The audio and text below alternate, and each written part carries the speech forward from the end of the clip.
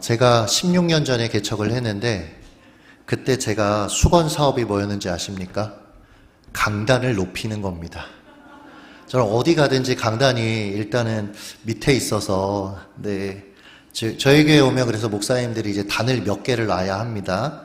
그래서 제가 너무 높아 보이진 않죠, 그렇죠?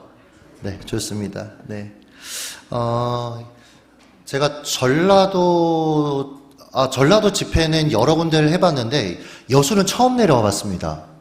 네, 아버지가 예전에 여수의 집회를 이렇게 가셨던 어렸을 때 따라왔던 기억은 있는데 제가 개인적으로 여수에 내려와서 아마 전주까지가 제가 전라도 집회는 이렇게 다녔던 기억이 있는데 목포 이렇게 요즘 여수는 처음 내려와 봤고 음식에 반했습니다. 커피에 반했고 그리고 이렇게 열기 있게 하나님 앞에 예배하는 여러분들의 모습을 보면서 참 감동이 있다라는 마음, 특별히 연합이 참 어려운 시대인데 함께 연합해서 특별히 우리 청년들이 이렇게 함께 모였다라는 게 얼마나 감사한지 모르겠습니다. 짧은 시간입니다. 사실 저에게 1시간 정도 시간을 주셨는데 사실 무엇을 전할까 이 짧은 시간에 특별히 우리 청년들이 미래에 대한 고민들이 있을 거라는 생각이 들어서 좀 모세를 통해서 하나님의 인도하심이 어떤 것인지 같이 생각을 해보겠습니다. 말씀의 제목은 떠내려가는 인생의 길을 주께 맡겨라. 떠내려가는 인생의 길을 주께 맡겨라. 인생은 한 번뿐이잖아요, 그렇죠? 그래서 우리는 누구나 한 번뿐인 인생, 좀 괜찮은 삶을 살고 싶다. 잘 살고 싶다. 물론 여러분 이 괜찮다라는 정의는 사람마다 다른 것 같습니다, 그렇죠? 특별히 우리 청년들, 여러분들이 생각하는 괜찮은 인생은 뭔가요? 한번 정직하게 하나님 앞에 좀 생각을 해보셨으면 좋겠어요. 저는 중3 때부터 하나님 서울 4만 명 교회 담임 목사 되게 해주세요 라고 기도했습니다. 서울이어야 돼요. 그리고 4만 명이어야 됩니다. 그러면 괜찮은 인생이라고 해석했던 것 같습니다. 그때 당시에는 제가 하나님이 놀라운 비전을 주셨다 나에게 어떻게 이 어린아이가 이런 기도를 내뱉을 수가 있냐 해서 이제 난 그렇게 될 거야 막 이러면서 사실은 한 3, 4년을 기도했더랬는데 지금 와서 생각해보니 저는 아빠처럼 안 살고 싶었던 겁니다. 작은 지방에서 성도 한 20명 데리고 평생을 그때 당시에는 지금은 그렇게 생각하지 않지만 지질이 궁상맞게 살아가는 저 아빠의 삶을 저는 답습하고 싶지 않았습니다. 그래서 서울에 가고 싶었고 그래서 개척한 그래서 끊임없이 변화되지 않는 그 작은 교회가 아니라 큰 교회에서 사역하고 싶었습니다. 이게 괜찮은 인생이라고 생각을 했어요. 여러분들이 특별히 청년들이 생각하는 여러 가지 인생의 괜찮음도 사실은 저와 같은 결일 경우가 되게 많아요. 난 누구처럼 안 살 거야. 난 누구처럼 안 살 거야. 그러면서 이제 동경하는 것들이 그 역작용으로 저희 교회는 성도들 나이가 평균 나이 중위 연령이라고 하잖아요. 평균 연령이 저희가 30살입니다.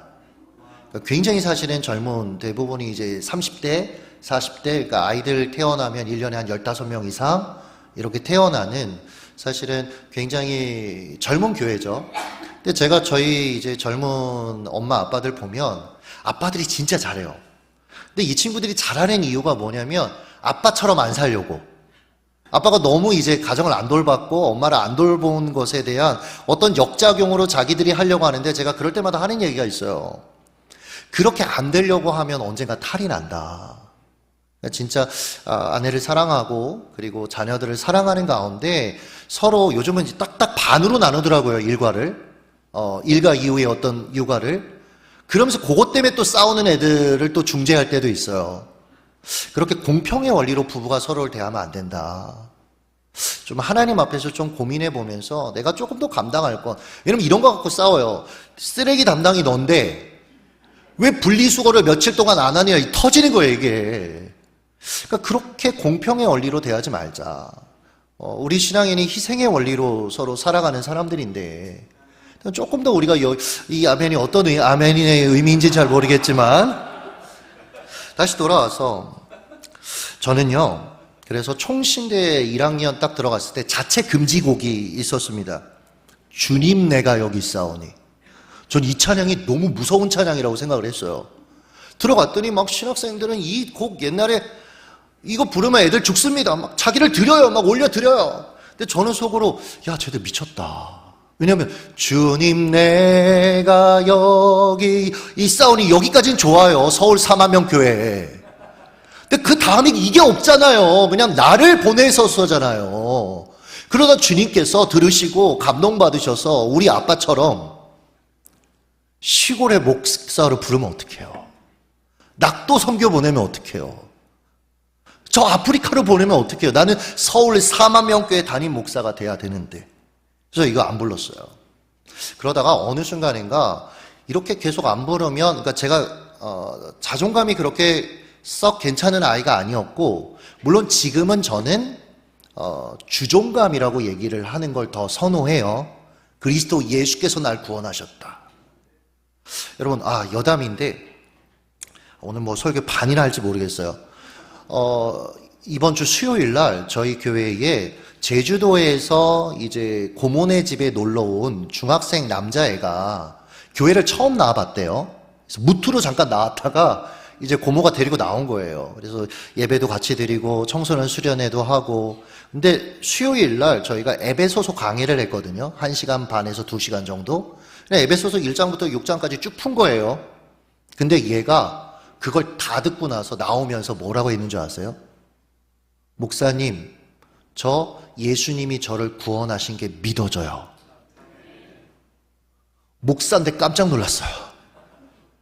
제가 요즘 저에게 성도들한테 맨날 하는 얘기가 있습니다. 우리 교회의 최고의 마케팅은 예수 그리스도를 드러내는 거다. 뭘로 교회가 세상을 향해서 메시지를 던지고 뭘로 교회가 세상을 향하여 나아갈 건가? 예수 그리스도. 여러분, 이 강력한 구원의 은혜, 이 복음의 능력, 여러분 이거 외에 우리가 전할 것이 무엇이냐라는 거죠. 그러니까 여러분, 이 복음, 그리스도 예수께서 나를 사랑하신다라는 것을 온전히 경험하고 아는 그 인생. 근데 여러분, 그것을, 그 은혜를 우리가 경험하고 끝나는 것이 아니라 날마다 주님과 함께 살아가는 특권을 우리가 부여받았지 않습니까? 제가 저에게 성도들한테 자주 묻는 게 있어요. 자꾸 옛날 얘기를 하세요. 근데 이게 여러분 옛날 얘기를 할 수 있어요. 옛날 은혜들을 얘기할 수 있다고요. 근데 그거밖에 없는 거예요. 그래서 제가 어느 날부터 질문을 하기 시작했어요. 오늘은 주님하고 어떤 교제를 하셨죠? 어제는 주님이 어떠한 은혜를 주셨죠? 대답을 못 하시는 거예요. 그래서 제가 한 가지 간파한 게 있어요. 우리가 자꾸 과거의 어떤 신앙의 경험을 이야기하는 그 경향 안에는 오늘이 배고프구나, 오늘이 가난하구나, 주님과의 관계가 오늘이 너무나 가난해서 우리는 계속해서 과거를 먹고 살려고 하는구나. 아니요, 여러분, 주님은 오늘도 우리를 만나기를 원하십니다. 아니, 이미 우리와 함께 하십니다. 임마누엘로 이 땅에 오셨잖아요. 그리고 우리와 함께 하시잖아요. 그렇다면 여러분, 오늘도 주님과 함께. 여러분, 이것이 우리가 복음을 살아가는 너무나 행복한 인생 아닙니까? 그럼 여러분, 주종감을 갖고 살게 되는 거예요. 뭐 상황이 좀 내 뜻대로 안 되고, 그리고 좀 사람들이 날 이해해주지 않아도 그래도 주님이 날 사랑하시니, 주님이 날 인정하시니 믿음으로 살아가는 거죠. 여전히 그 삶의 자리를 지키는 거죠. 여러분, 크리스찬들을 향해서 우리가 문화의 변혁자 이런 얘기들을 많이 했잖아요. 문화를 변혁하자. 우리는 세상을 변화시키는 사람들이라. 특별히 선교단체에서 이 얘기를 많이 했죠. 근데 여러분, 제가 어거스틴의 고백록 8장 9장 쭉 읽으면서 하나 발견한 게 뭐냐면, 어거스틴이 이렇게 얘기했어요. 우리 그리스도인들은 세상의 거센 물살을 버티고 서 있는 자이다. 여러분, 어떤 사람은 하나님께서 고지를 점령하기도 하십니다. 어떤 사람은 어떤 큰 비전들을 이루기도 하십니다. 그러나 하나님께서 우리 가운데 주신 성도의 특징은 무엇이냐면 세상의 거센 물살을 버티는 거예요. 여러분, 성경 창세기를 읽어보세요. 가인이 여러분 성을 쌓았고요. 그의 후손들이 음악의 조상이 됐고 산업의 조상들이 됐어요. 참 이상하지 않아요? 크리스찬들이 돼야 되는데 그들이 오히려 그런 일들을 했어요. 오히려 크리스천들은요, 그 상황 속에서 그 시대와 그 흐름들을 말씀으로 분별하는 자들이었고요. 여전히 하나님의 말씀을 붙들고 그 시대의 한복판에서 버텨내는 자들이었어요. 그 안에서 하나님께서 때로는 한 발 전진하게도 하시고 하나님의 일들을 이루시죠. 그러나 여러분, 이 완성은 주님 다시 오실 그날입니다. 그러니까 여러분, 그 소망을 가지고 사실 살아가는 거죠. 그러나 여러분, 우리는 주종감을 가지고 살 수 있는 거예요. 근데 저는 이런 부분들이 굉장히 단단하지 않은 아이였어요. 상처, 아버지와 어떤 관계에 있어서의 어떤 어려움들, 그러니까 마음이 그렇게 건강하지가 않으니까 주변을 신경 쓰는 거예요. 제가 어느 날 무슨 생각을 했냐면, 야, 내가 이렇게 신학생인데 그래도 찬양을 계속 이 찬양 나올 때 안 부르면 주변에 있는 교회 음악가 자매들이나 유아교육가 자매들이 나를 뭐라고 생각할까, 이런 말도 안 되는 생각을 한 거예요. 그래서 가사를 바꿔 부르기 시작했어요. 이렇게, 주님 얘가 여기 있사오니 얘를 보내소서. 어디로요? 아프리카로, 낙도로. 그러고 채플 끝나고 나오면 기분이 너무 좋은 거예요. 오늘도 경쟁자 한 놈을 주님 보냈습니다. 찬송가 중에도 부르지 않았던 찬송가 있어요. 부름받아 나서님. 이거 엄청 무서운 찬양이에요. 부름받아 나서님. 오케이, 서울 4만 명교회 담임 목사. 근데 그게 아니잖아요. 어디든지 주도권을 주님께 드리는 거예요. 어디든지 가. 그 다음 가사는 더 무섭지 않아요? 아골 골짝 빈들에도 4만 명이 어디 있어요. 그러니까 저는 이상한 또 생각이 있어서 뭐 찬양은 정직하게 부르는 거야, 그러고 막 안 부르고 그랬었어요.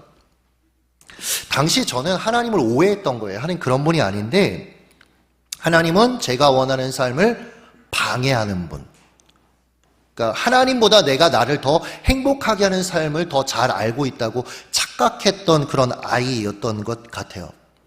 그런데 20대 중반에 한 컨퍼런스에 이제 가게 됐어요. 담임 목사님이 부교육자들 다 가라고 해서 억지로 간 곳이었어요.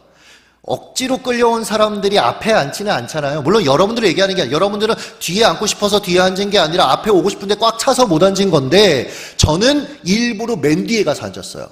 근데 그날 사람들이 너무 많이 와서 문을 열어주더라고요. 그래서 문 밖에 의자를 깔길래 문 밖에 가서 앉았어요. 그리고 다리를 딱 꼬고, 이거 도대체 언제 끝나 하고 있는데, 컨퍼런스가 시작이 됐는데 전 분명히 눈을 뜨고 있었거든요.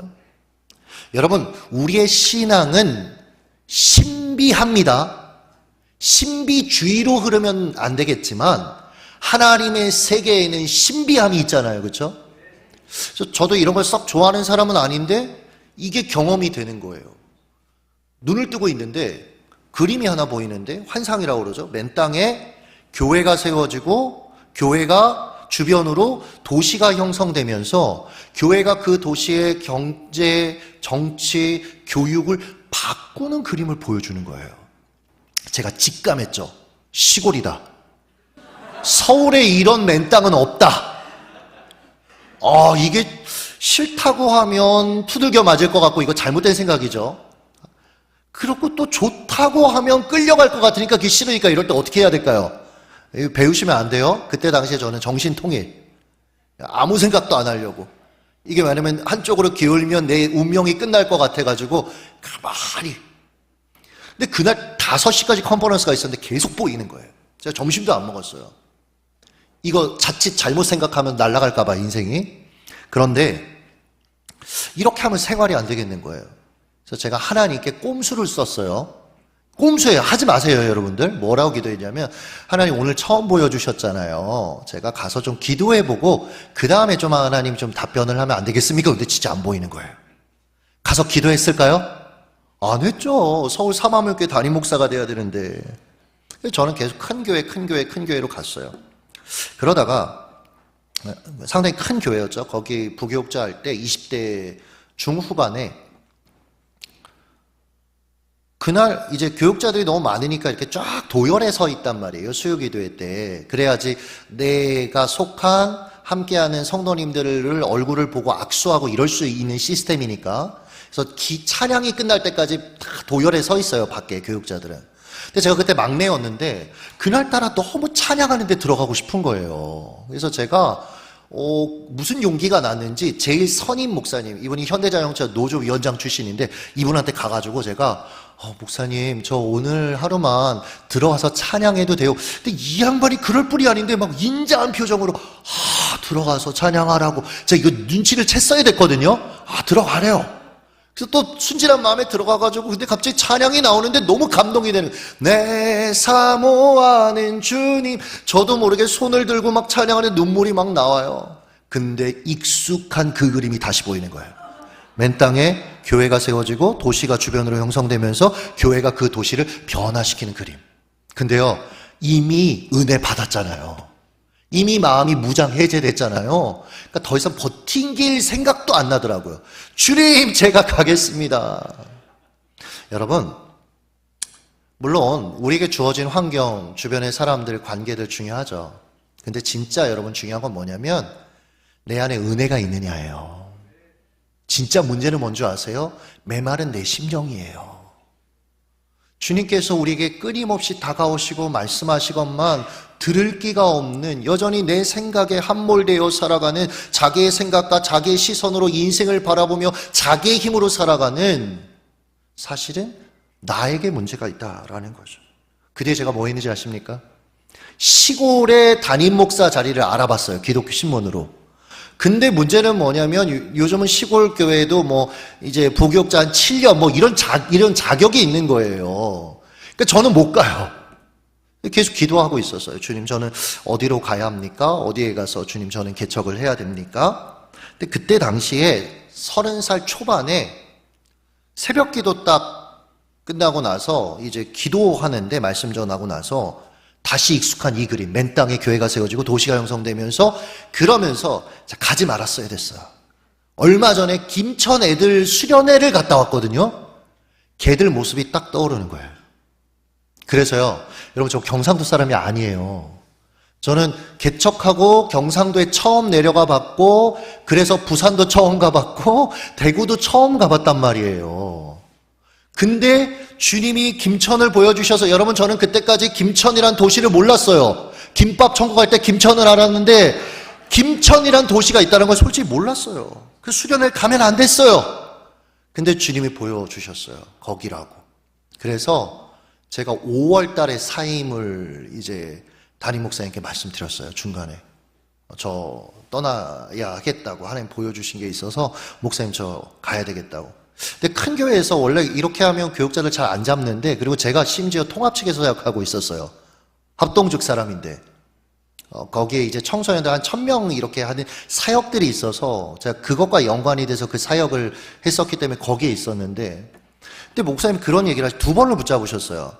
너가 이제 공부하에서 교단 바꾸는 거 다 도와줄 거고, 너가 40까지만 날 도우면 너가 그토록 가기를 원하는 그 지방에 있는 교회들, 큰 교회는 담임으로 다 갈 수 있는데 왜 도대체 지금 움직이려고 하냐. 40까지만 나를 도와라. 정말 호의로 얘기해 주셨어요. 그런데 제 마음은 불타는 거예요. 하나님이 날 보내셨다. 하나님이 날 보내셨다. 그래서 32살에 개척을 감행을 했어요. 심지어요, 당시에 저희 아내가 24살이었고요. 대학교 4학년. 그리고 저는 32살. 너무 짐승처럼 보지 마시고요. 같이 사역하다가 만났어요. 재밌는 얘기를 하나 해드릴게요. 제가 청소년 집회 가면 특히 그런 얘기 많이 하는데, 막 청소년들 수련회 가면 지들끼리 막 썸 타잖아요. 그래서 제가 얘기를 해요. 얘들아, 너네는 너네 배우자를 여기서 찾으면 안 돼. 유초등부나 유아에서 찾아야 돼. 왜냐면 제가 8살 차이잖아요. 제가 대학교 1학년 때 아내가 초등학교 6학년이었단 말이에요. 그러니까 거기서 봐야죠, 사실은.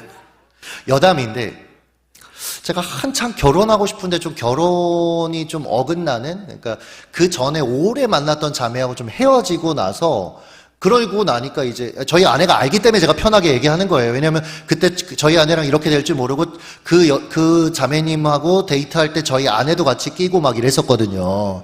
근데 하여튼 그래요. 하여튼 그런데 이제 이 자매가 우리나라의 모 대표적인 방송국의 음악 감독으로 딱 가면서 이제 저한테 그런 얘기를 하더라고요. 목사 안 했으면 좋겠다. 아버지가 목사님인데 자기는 아빠처럼 안 살고 싶고 엄마처럼 안 살고 싶으니까 내가 이제 좋은 직장 가졌으니까 머리 좋으니까 그냥 한 2년만 공부해라. 내가 다 뒷바라지 하겠다. 그렇게 해서 그냥 공무원 돼가지고 같이 우리 그냥 편안하게 살자. 그래서 헤어졌어요. 그냥 갈 길이 다르기 때문에 어쩔 수 없어요.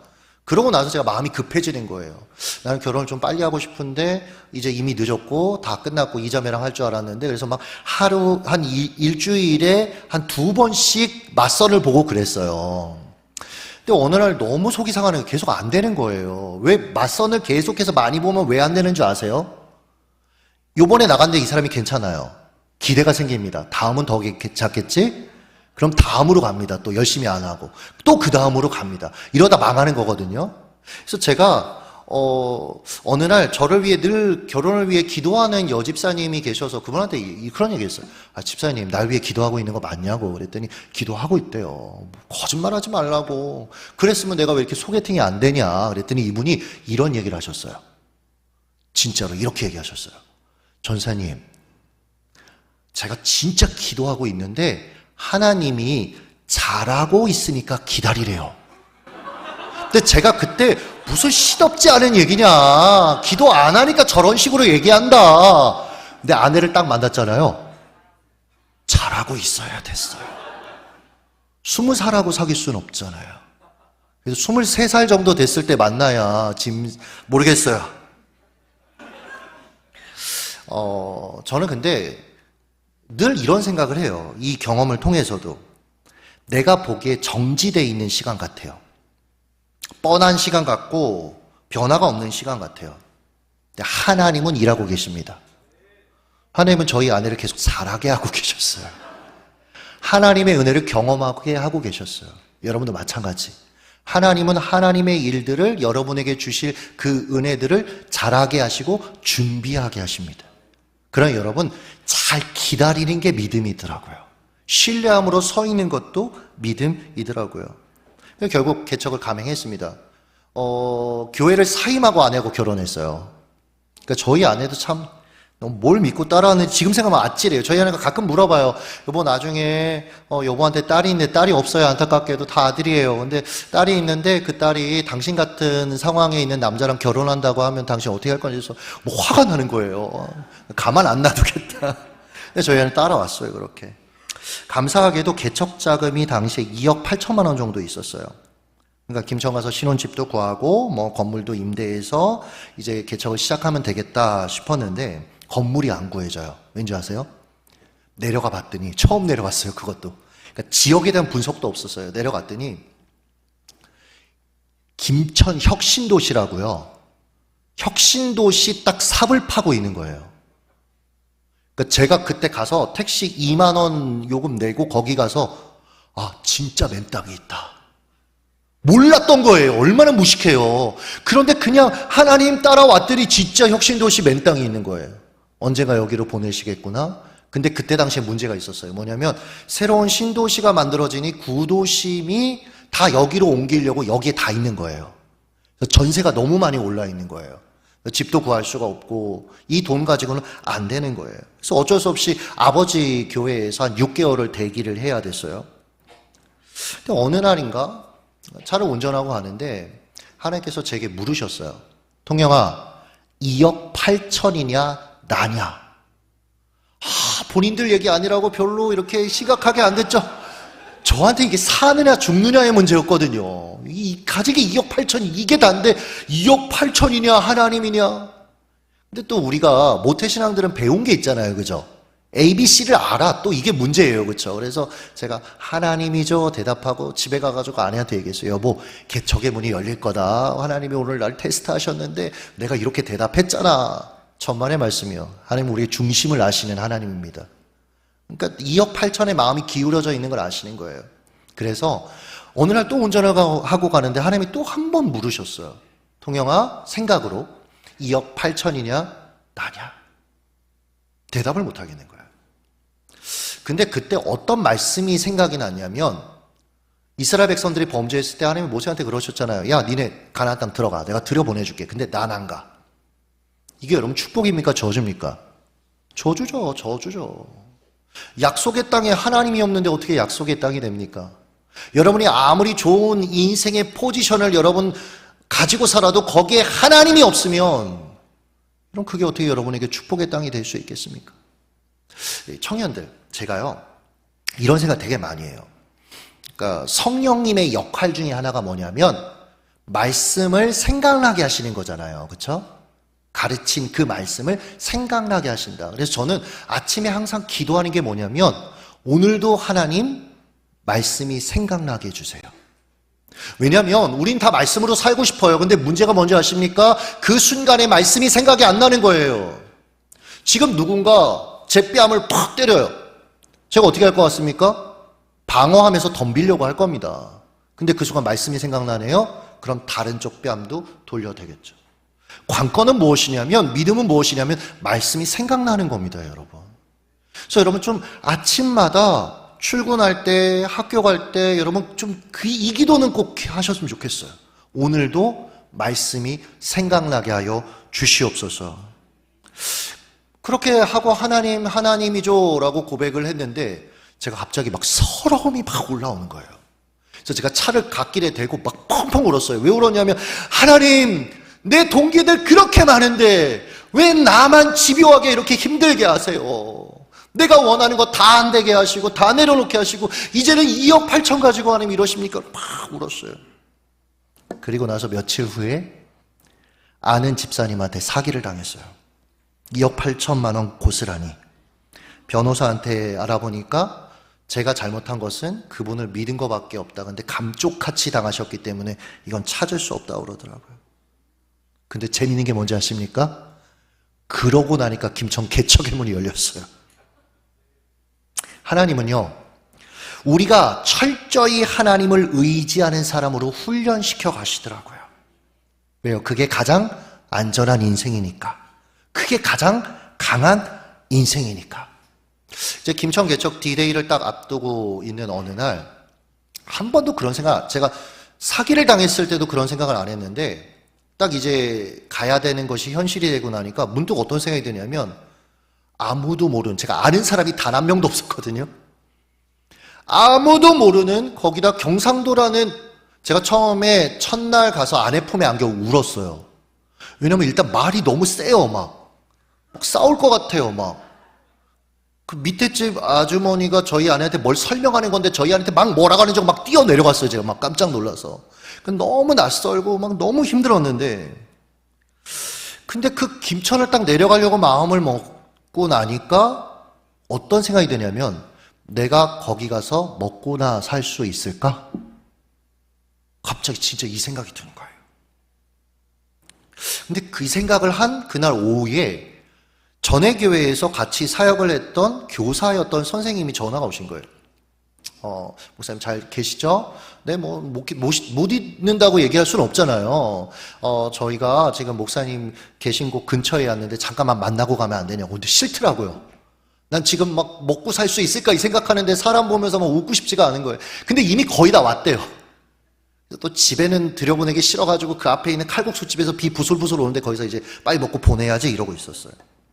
근데 이 집사님 부부가 저한테 그러는 거예요. 목사님, 저희가 계속 기도하면서 하나님 주신 마음이 있는데 목사님 사역을 위해서 저희가 매달 10만 원씩 헌금하겠습니다. 근데요, 제가 그때 속으로 뭐라고 기도했는지 아십니까? 하나님, 10만 원 갖고 어떻게 먹고 삽니까? 그러니까 마음이 이제 삐뚤어져 있는 거예요.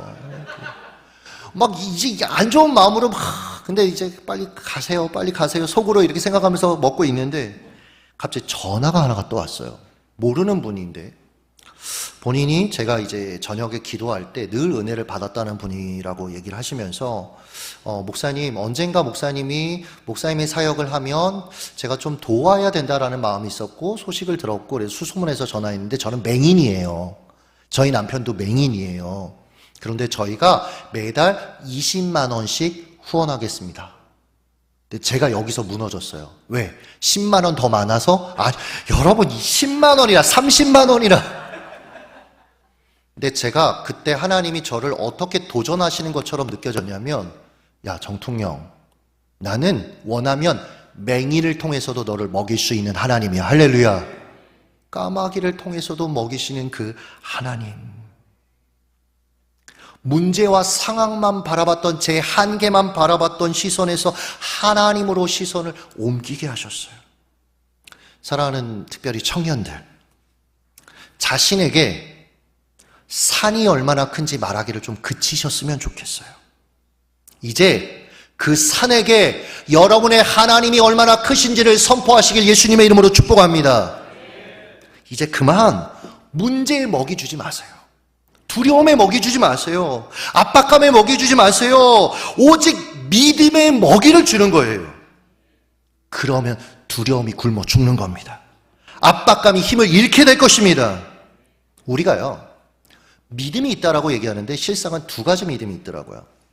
요한복음 11장에 보면 나사로가 병들었다라고 얘기하면서 이 나사로의 병을 고쳐달라고 그의 가족들이 예수님께 사람을 보내잖아요. 빨리 오셔서 이 나사로, 거기다 주님이 사랑하시는 나사로 고쳐주세요. 와서 안수기도 해주세요. 근데 여러분 보세요. 굉장히 건강한 신앙의 태도예요. 왜냐하면 자기들이 해결하지 않고 주님께 기도한 거잖아요. 그렇죠? 주님께 의지한 거잖아요. 거기다가 주님이 사랑하신대요. 그럼 응답 받아야죠. 우리가 생각하는 건 즉시 응답 아니에요? 상황이 바뀌는 거 아니에요? 그런데 다음 상황이 되게 이상해요. 요한복음 11장 5절과 6절을 보면 예수께서 본래 마르다와 그 동생 나사로를 사랑하시더니, 너무 좋은 상황이죠. 근데 그 다음이 이상하잖아요. 나사로가 병들었담을 들으시고 그 계시던 곳에 어떻게 했대요? 이틀을 더 유하시고 고의적으로 출발을 딜레이 하셨다라는 거예요. 여러분, 예수님의 이 행동이 이해가 가세요? 신앙생활하면서 우리도 이 딜레마에 빠져요. 기도했는데, 애썼는데, 주님이 날 사랑하신다고 말씀하시는데, 근데 응답은 더딘 거예요. 오히려 상황은 최악으로 치닫는 거예요. 여러분, 결국은 나사로가 죽었지 않습니까? 그럼 주님께서 이제 오세요. 이미 죽은 지 시간이 흘렀는데 주님이 걸어오시는 거예요. 여러분, 여러분이 만약에 나사로의 가족이라면, 마르다라면 뭐라고 얘기하셨겠어요? 이렇게 장례식장에 들어오는 예수님을 보면서, 아이, 주님 보고 싶었어요. 뭐 이렇게 얘기하시겠어요? 잘 오셨어요. 저에게 성도님들한테 물어보니까 멱살을 잡는다도 있었고요. 왜 그러셨는지 따져 묻겠다, 이런 것도 있었고요. 어떤 분은 내다보지도 않을 거다. 근데 여러분, 우리가 주님이 내가 그토록 간절히 원하고 주님 앞에 모든 것을 다 했음에도 불구하고 응답하지 않으셨다라고 느낄 때 우리의 삶의 태도가 그거예요. 여러분이 생각하는 모습이 여러분이 주님께 보이는 그 모습일 것이다 라는 거예요. 여러분, 표면적 결과 나사로가 죽었습니다. 그런데 이 상황에서 마르다가 뭐라고 얘기했는지 보면 21절, 마르다가 예수께 여짜오되 주께서 여기 계셨더라면 내 오라버니가 죽지 아니하였겠나이다. 마르다에게 두 가지 믿음이 있어요. 첫 번째, 예수님은 병든 자를 고치실 수 있다. 두 번째, 예수님은 죽은 자는 살리실 수 없다. 여러분, 두 가지 믿음이 이 상황 가운데 드러나는 겁니다. 여러분, 우리는 안 그런가요? 어떤 영역은 예수님이 변화시킬 수 있어. 근데 이 사람은 안 돼. 이 문제는 안 돼. 저 사람의 인생은 하나님께서 축복하실 수 있어. 근데 내 인생은 안 돼. 스스로 한계 짓는 거죠. 여러분, 진짜 우리의 문제는요, 문제가 큰 게 아닙니다. 주님을 너무나 작게 보는 것입니다. 얼마 전에 새로운 은하가 발견이 됐다고 이제 뉴스에 나오더라고요. 저는 그런 거 보면 너무 기분 좋아요. 봐, 세상아, 우리 하나님의 광대하심이 이 정도야. 여러분, 이미 하나님이 만드신 세상, 온 우주가 있는데 인간은 그것을 과학의 발달에 따라 조금씩 더 발견할 뿐인 거죠. 광대하신 주님.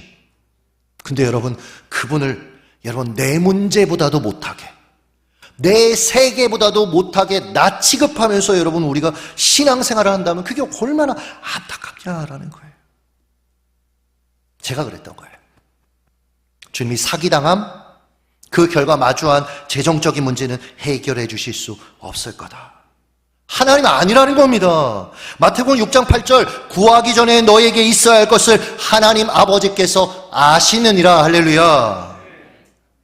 하나님은 우리에게 있어야 될 것을 이미 아시는 하나님이에요. 이건 여러분, 끊임없이 삶의 과정을 통해, 믿음의 모험을 통해 우리가 배워가야 될 영역입니다.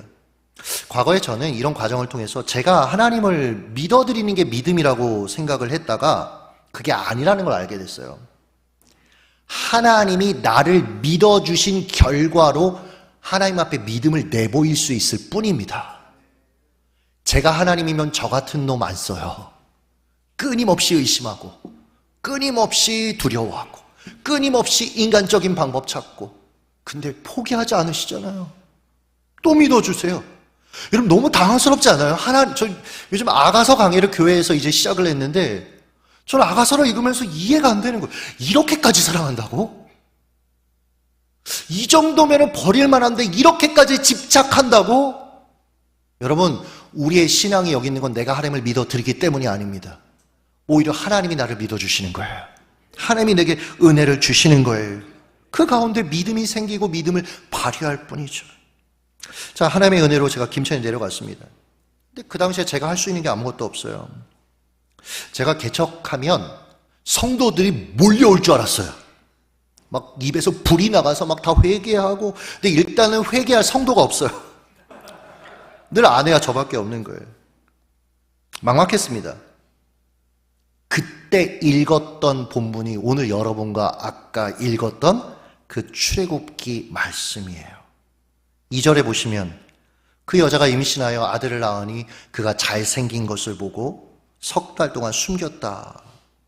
모세가 태어날 당시에 여러분 잘 아시다시피 남자아이가 태어나면 끝장인 거예요. 다 죽여야 되고. 이런 상황 속에서 결국 이 모세의 엄마죠. 이 요게벳은 아이를 살리는 선택을 합니다. 그 이유가 뭐래요? 아이가 잘생긴 것을 보고. 이걸 보면 우리 중에 살아남을 사람이 어디 있어요, 그렇죠? 성경은 여러분 우리가 성경으로 봐야 되잖아요. 사도행전 7장 20절 하나님 보시기에 아름다운 자라. 딱 보는데 이 아이를 향한 하나님의 계획이 있구나. 하나님의 섭리가 있구나. 그 자신 딴에는 믿음으로 용기를 내어서 이 아이를 숨긴 거예요. 이제 상상을 해보자고요. 아이를 숨겼는데 아이가 점점 자라네요. 더 이상 숨길 수 없게 된 거예요. 어느 날 가정을 해보는 거예요. 모세 엄마가 얼굴이 아주 사색이 돼가지고 이제 그 히브리 여자들이 모여있는 그곳에 딱 간 거예요. 우리 애들 보면 거의 학원이나 진로가 엄마들 커피숍에서 거의 결정이 되거든요. 실제로 보면. 그러니까 그 상황을 그냥 상상을 해보세요. 모세 엄마 왜 이렇게 요즘 모세 엄마는 아니겠죠, 그렇죠? 요즘 왜 이렇게 요게 표정이 안 좋아? 사실은 내가 남자아이를 낳았어. 근데 하나님의 섭리가 있는 것 같아서 숨겼는데 더 이상 숨길 수가 없어. 이거 발각되면 우리 다 죽을 텐데 도대체 어떻게 해야 돼? 그 진작 얘기해야지. 요즘 트렌드가 있잖아, 트렌드. 이거대로 하면 아이 인생도 피고 당신이 인생도 필 수 있는데 진작에 얘기해야지. 3절 더 숨길 수 없게 되매 그를 위하여 갈대 상자를 가져다가 역청과 나무진을 칠하고 아기를 거기 담아 나일강가 갈대 사이에 두고. 이렇게 하면 돼. 갈대로 상자를 만들어. 그리고 거기에 나무진과 역청이란 방수제를 칠해. 그리고 아이를 거기에 넣고 나일강가에 탁 흘려보내면 이집트의 불임 여성들이 거기서 아이들을 건져가서, 왜냐면 이집트는 아무리 입양한 아이도 정당한 정당한 아이의 권한을 가질 수 있었거든요. 그러니까 이 아이 가끔 보고 싶을 때는 가서 이렇게 먼 발치에서 보고 얼마나 좋아. 여러분, 세상이 우리를 향해서도 이렇게 얘기해요, 사실. 초등학교 6년이란 좋은 갈대상자 한번 준비해봐. 그래서 여러분, 제 동생은 서울에서 아주 멀리 있는 초등학교에 딸을 보내요. 학군이 좋다고요. 얼마 전에 오피스텔 하나를 그 앞에다 얻었어요. 동생을 까는 거예요. 거기서 아이를 이제 왔다 갔다 하게 한다고. 엄마는 잠깐 거기서 쉬고 이렇게 한다고. 왜 초등학교에 그렇게 목을 매죠? 그게 이 아이들의 어떤 인적 네트워크가 만들어진다고 얘기를 하는 거예요. 중학교 6년이라는 나무진을 칠해.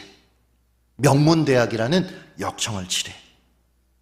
그리고 인생의 나일강가에 탁 내보내면 그 아이의 인생은 보장되는 거야.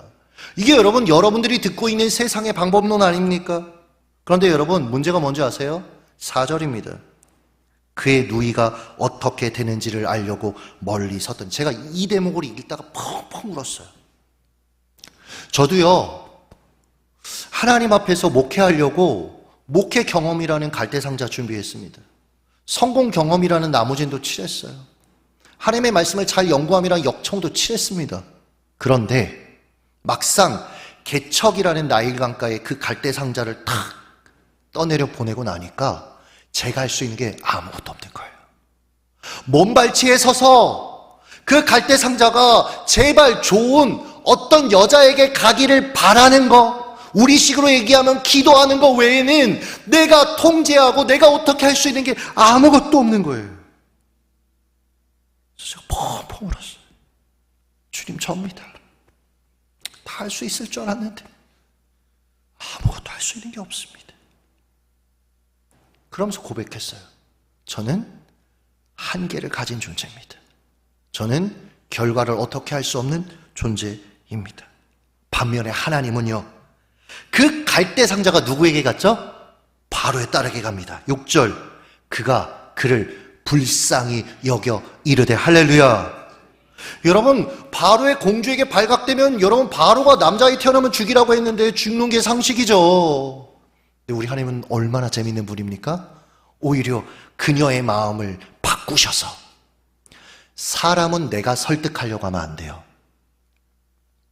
저희 교회가 16년을 오면서 교회 안에 내분이 한 번도 없었어요, 여러분. 성도들끼리 다툼이 없었다고요. 여러분, 제가 항상 하는 얘기가 있어요. 사람을 설득하려고 하면 안 돼요. 저는 성도들 설득하지 않아요. 기도해요. 왜냐하면 설득하면 사람의 합의는 나중에 결국 탈이 납니다, 무조건. 여러분, 하나님이 그 사람의 마음을 바꾸셔야 됩니다. 하나님이 그 사람에게 역사하셔야 됩니다. 그때까지는 참고 기다리고 인내할 필요가 있는 거예요. 근데 자꾸 내가 하다가 일을 그르치는 거죠. 하나님이 바로의 공주의 마음을 바꾸십니다. 불쌍히 여기 하십니다. 데려다가 양자 삼게 하십니다. 근데 이 미리암 얼마나 재빠른지 탁 가가지고 유모 필요하잖아요. 그래서 자기 엄마 소개해주고, 그래서 데려다가 키우고 얘에게 신앙을 심겨주고, 이집트의 모든 그 당시의 최고의 학문과 모든 것들을 배우게 하고, 지도자로서, 그리고 그 이집트 한복판에서 하나님 비수를 꽂으시는 거잖아요. 하나님의 계획들을, 하나님의 비밀도업들을 거기서 다 하시는 거잖아요. 사랑하는 여러분, 하나님은 한계가 없으신 분이십니다. 우리의 인생을 인도하시는 분은 하나님이십니다. 그분이 이미 필요한 모든 것을 예비해 놓으셨습니다. 그러니 여러분, 신뢰함으로 살아가야 돼요. 제가 저는 굉장히 어렵게 학교를 다녔어요. 신학교도 그랬고 신대원도 그랬고 3일을 굶어본 적도 있어요. 물만 마셔본 적도 있고. 그래서 친구들이 제 그런 모습을 알고 사랑의 식권이라고 학교에서 있었는데 저한테 주면서, 통영아, 나도 이거 받았는데 너도 받아. 근데 여러분, 없는 사람한테는요, 자존심이 생명이에요. 그러면 안 되는데 그땐 참 어렸으니까 그랬어요. 자존심 부렸어요. 나보다 더 어려운 친구들 도와야지. 그러면서 늘 비참하게 참 살았던 것 같아요. 아직도 기억나요. 학부 1학년 때 장학금 딱 받고 엄마한테 너무 기뻐가지고, 엄마 나 장학금 받았어. 통영아, 우리 너무 힘든데 그거 다 보내주면 안 돼? 그래서 보냈어요. 그 뒤로 제가 장학금을 받으면 절대로 집에 전화하지 않아요. 그러니 신대원 딱 합격하고 나서 등록금이 어디 있어요? 입학금이 어디 있어요? 간절히 기도했어요. 주님, 저는 항상 등록금을 제때 내본 적이 없는 사람이니까 주님, 이번에도 채워주셔야 돼요. 이번에도 은혜 주셔야 돼요. 그러다가 바빠가지고 까먹었어요, 기도하는 걸. 그리고 12월 24일에 신대원에서 전화가 왔어요. 정통영 전사님이세요? 네, 맞는데요. 여기 총신 신대원인데요. 전사님, 오늘 12시까지 전사님 입학금하고 등록금 못 내면 합격 취소됩니다 하는 거예요. 제가 그때 애들 이 강대상에서 성극 연습시키고 있을 때 전화를 받았거든요. 와, 이게 마음이 너무 안 좋은 거예요. 그래서 너희도 연습하고 있어 하고, 오늘처럼 저 뒤에 2층에 있는 유아실에 가가지고, 왜냐면 제가 거기서 살고 있었어요. 살 데가 없으니까 교회에서 유아실에서 잘 수 있게 허락해 주셔서 그렇게 생활하고 있었는데, 그러시는 거예요. 제가 거기서 이제 나 어떻게 하는데 애들이 막 앞에서 강대상 성경 연습 계속하면서 막 깔깔 웃는데 너무 꼴보기 싫은 거예요. 난 지금 산이나 중년한데 생각해보면 걔들이 얼마나 억울하겠어요. 지가 시켜놓고서 이렇게 하는 거예요. 이게 사람이라니까요, 여러분. 이게 참 사람의 마음이라는 게 참 묘한 거예요. 결국은 그래서 밖으로 나갔어요. 꼴보기 싫어가지고. 거기서 이제 막 돌아다니면서 집에 전화할 수는 없어요. 그럼 저희 엄마는 울기밖에 더 하겠어요. 계속 하나님 저는 어떻게 합니까? 제발 좀 살려주세요. 잠시 뒤에 군에서 저를 참 예뻐해 주셨던 그 항공대 소령이었던 집사님이 몇 년 만에 전화가 오셨어요. 잘 지내냐고 하는데 뭐 못 지낸다고 할 수는 없잖아요. 그래서 잘 지냅니다. 뭐 이렇게 얘기를 했더니 이분이 저한테 혹시 주변에 장학금 필요한 청년 알아요? 그러는 거예요. 그래서 제가 이게 무슨 얘기인가 해서 이제 물어봤어요. 무슨 얘기예요? 그랬더니 어떤 아는 지인인 기도원 원장님이 있는데 그 기도원에 몇 주 전에 어떤 여자 성도님이 장학 헌금이라고 하면서 헌금을 하고 가셨는데 기도원에 청년이 없잖아요. 그래서 이분이 기도하다가 이 이동식 집사님이란 분이 워낙 잘 하시니까, 이분이 전주에 있었거든요, 이분이. 근데 이분이 워낙 잘 하시니까 청소 청년들을 잘 하는 걸 아니까 전화를 한 거예요. 혹시 등록금 필요한 사람 있냐. 근데 본인이 갑자기 제가 생각이 났다는 거예요. 그래서 저한테 전화했죠. 제가 조심스럽게 물었죠. 혹시 금액이 얼마냐. 금액도 중요하잖아요. 지금 바로 내야 되는데. 근데 딱 입학금 등록금 합한 딱 그 금액인 거예요. 그래서 상황 얘기하고 그래서 내고, 그래서 제가 지금 여기에 있는 거 아니겠어요? 제가 이걸 딱 겪고 나서 시간이 흐를수록, 지금 생각해도 그래요, 너무 감동이 되는 게 뭔지 아세요?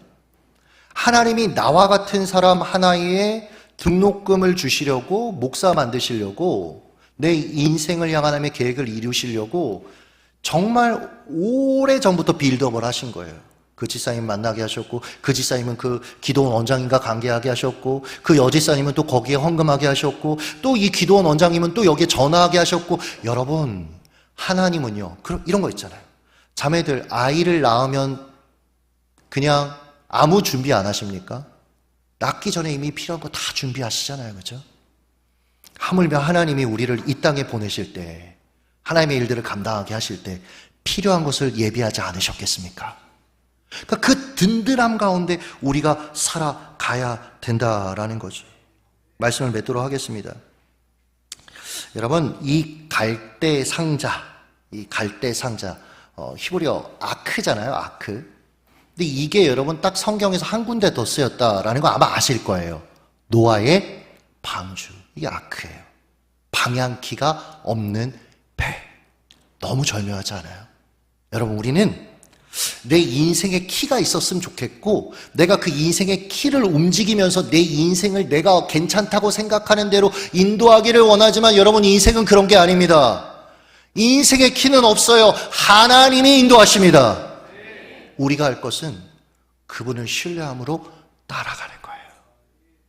여러분, 저희 교회가 작년 10월에 건축을 끝냈거든요. 그런데 저희가 지금 어디에 있냐면 그 혁신도시에, 이 얘기는 해야 되는데 하겠습니다. 하시라고 해서. 여러분, 저희가 개척하고 3년 지났을 때 청년이 100명, 그리고 장년이 21명이었어요. 저희 교회는 구도심에 있는 사창가 근처에 있는 교회였어요. 비가 오면 이 상가 건물이 겉은 굉장히 괜찮아서 계약을 했는데 나중에 알고 보니까 이게 날림이에요. 다 너무 오래된 건물이고, 비가 들이쳐서 어느 날 교회 가보니까 무릎 밑까지 물이 차는 거예요. 그러니까 너무 안 좋은 상황이었어요.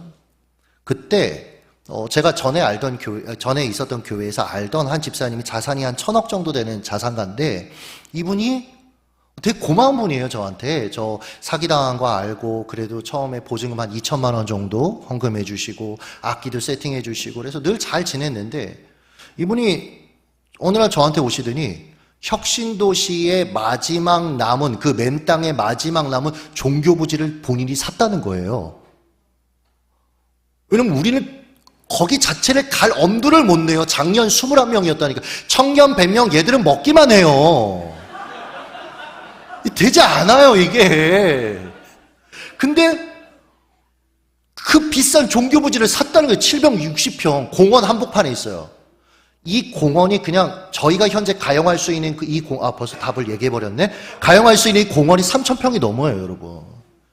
너무 좋아요. 저희가 딱 공원을 끼고 있어요. 그냥 아예. 공원이 저희 거 같은 거예요.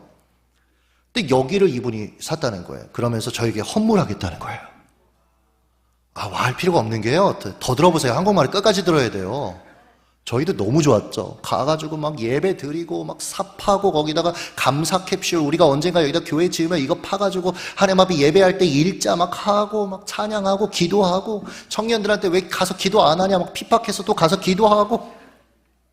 근데 이분이 어느 날 약속한 날이 지났는데도 이제 헌물을 안 해서 제가 한번 만나자고 그랬어요. 그래서 집사님 저희가 뭐 얘기한 것도 아닌데 집사님 왜 헌물 안 하세요? 그랬더니 이분이 조건이 있습니다 그러는 거예요. 조건이 있으면 뭔가 문제가 있거든요, 주일에. 그래서 조건이 뭐냐 그랬더니 장로 시켜달라고 하는 거예요. 근데 아니 저희 교회를 출석하는 것도 아니고 그건 말도 안 됩니다. 실력 있지 않습니까? 청년들 많은데 샥샥 해가지고 하시면 되지 않습니까? 못합니다. 다음번에 또 만나자고 하는 거예요. 그러더니 사과하시더라고요. 전 계속 기도했죠. 이분이 회개하게 해주세요. 하나님 돌이키게 해주세요. 근데 이분이 사과한다니까 제가 하나님 들어주셨구나. 아니요. 이 사람이 이렇게 얘기하더라고요. 목사님 서울에 제가 아파트 한 채 사드리겠습니다. 그러니까 주거니 받거니가 부족했다고 생각을 한 거예요. 근데 그때 받았으면 지가 한 10억 이상 올랐을 때 남들 자기 일 아니라니까 이렇게 또 마음 편하게 또. 근데 저는 모욕같이 들렸어요. 그래서 싫다고 그랬어요. 마지막 만나는 시간이 있었는데 왜냐하면 이분이 이렇게 얘기하셨어요. 그러면 내가 헌금한 2천만 원 내놓으십시오. 그리고 그 악기 그것도 다 돈으로 저희한테 다 내놓으십시오. 근데 우리가 돈은 없습니다. 그랬더니 다 가져가겠다는 거예요. 근데 그 과정 속에서 제가 저희 교인들한테 얘기했던 게 있어요. 그 당시에 청년 100명, 작년 21명이니까 전체 얘기. 결국 교회가 나중에 싸우는 거 보면 다 명분은 온데간데 없고 결국 재산 싸움이다. 돈이다. 우리 이걸 하나님 앞에 교회 이정표로 기념비로 세우자. 다 뺏기자. 괜찮다. 하나님이 먹이실 거다. 하나님이 인도하실 거다. 그리고 줘버렸더니 진짜 다 가져갔어요. 그분이 마지막 만났을 때 그러더라고요. 젊은 목사가 꽤 싹수가 있고 조금만 키워주면 한국교회에 일할 것 같고 내 그늘 안에만 들어오면 이렇게 얘기했어요. 내 우산 안에만 들어오면 내가 책도 쓰게 해줄 거고 내가 방송도 출연하게 해줄 거고 내가 모든 걸 다 서포터야 해줄 수 있는데 그리고 그 얘기도 하셨어요. 그 종교부지 받고 50억 건물을 이제 교회를 지어주겠다는 거예요. 단 본인 기념관을 옆에다 놔달래요. 제가 안 된다고 그랬어요. 그리고 나서 다 뺏겼어요. 갈 데가 없는 거예요. 나가야 되는데. 그때 저희가 성도들하고 같이 모은 게 2,800만 원. 그거 가지고 혁신도시의 한 상가에 들어가서 본당 35평 그리고 옆에 식당 겸 교육자 일하는 겸 모든 걸 다 하는 30평 이렇게 시작을 했고 그 청년들은 그 시간 안에서 다 이제 왜냐면 김천 아이들이 아니니까 다 이제 살 길 찾아갔고 근데요 하나님이 그때부터 저희 교회에 은혜를 주셨어요. 그래서 거기서 한 170명 정도 성장했고 그리고 한 번 더 옮겼을 때 거기서 저희가 옮기자마자 코로나 한 달 뒤에 터졌거든요. 근데 코로나 때 2배 성장했어요. 그리고 계속 그런 상황을 주시면서 작년에 그 땅이 매물로 나온 거예요. 이 양반이 돈이 없는 양반이 아닌데 종교부지니까 어떻게 못하는 거예요. 다른 걸로는. 그래서 마지막에는 그냥 이제 교회들한테 팔려고 했는데 이게 공동의회가 통과가 돼도 장로님들이 전 그 교회 장로님들 너무 사랑해요. 선교사님들이 세운 110년 된 이곳을 떠날 수 없습니다 해가지고 이분이 이제 그것 때문에 그 땅을 던진 거예요. 그래서 다시 경북토지개발공사로 딱 가버렸어요. 제가 그걸 미용실에서 머리 깎다가 타교의 성도인 미용실 원장님이 알려줘서 제가 11년 동안 그 땅을 보면서 계속 기도했어요. 하나님 앞에 예배한 땅이고 사람이 무슨 의도가 있었든 하나님께 드리겠다고 한 땅인데 하나님 찾아주세요. 저는 사실 이분이 죽을 병에 걸려서 회개하고 내놓을 줄 알았는데 그게 아니라 이제 이 땅을 처리를 못해서 내던진 거예요. 저희가 달려들었습니다. 제가 성도한테 얘기했어요. 하나님이 보여주신 그 맨 땅의 그 교회, 우리에게 11년 전에 주실 거라고 우리가 생각했던, 우리가 예배했던 이 땅, 우리 달려들자. 달려들었어요. 근데 이게 여러분 제가 걱정이 있었어요. 뭐냐면 여러분 이게 경매를 하면 경매가가 있잖아요. 근데 그때 당시에 김천대학이 구원파한테 넘어간 때였어요. 구원파 돈 많잖아요. 얘들이 만약에 이 혁신도시에 교회 세우겠다고 이거 세게 불러버리면 안 되잖아요. 근데 하나님 얼마 재밌는지 아세요? 입찰 방식이 뺑뺑이에요. 다 서류를 넣으면 컴퓨터로 뺑뺑이 돌려가지고 딱 나오는데 저희 교회가 됐어요. 그리고 나서 아직 박수를 안 쳐도 돼요. 아직 하이라이트는 더 남았어요. 저희가 그곳에서 거길 구매하고 바로 공사를 시작했어요. 돈 없는데. 작년 4월에는 4월이 아니다. 작년 6월인가 7월에 부도도 한번 날 뻔했어요. 4억 정도 못 막아서. 근데 시공사 대표가 자기가 떠안아줬어요. 결국은 여러분 이거 얘기하면 너무 재밌는데 시간 관계상 못하고 나중에 또 불러주세요. 결국은 저희가 10월에 입당을 했어요. 근데 이 건축 기간에 여러분 성도가 92명이 늘었습니다. 건축하고 92명이 늘은 게 아니고요. 건축하는 과정에 성도가 92명이 늘었어요. 저는 저희 교회가 계속 성장하고 있어요. 너무 좋아요. 이 얘기를 하고 싶은 게 아니고요. 우리 하나님이 얼마나 멋지시냐고요. 20대 중반에 맨 땅에 교회 세워지는 그 모습, 그거 거부하는, 말 안 듣는 이 목사를 계속해서 멱살 잡고 끌어오셔서 아무 생각 없었는데 결국 맨 땅에 있는 도시로 보내시고 뺏겼다가 11년 만에 다시 되찾게 하시고 교회가 세워지게 하신 하나님. 여러분, 저의 하나님이면서 여러분의 하나님입니다. 여러분의 인생의 키를 주께 맡기시길 예수님의 이름으로 축복합니다.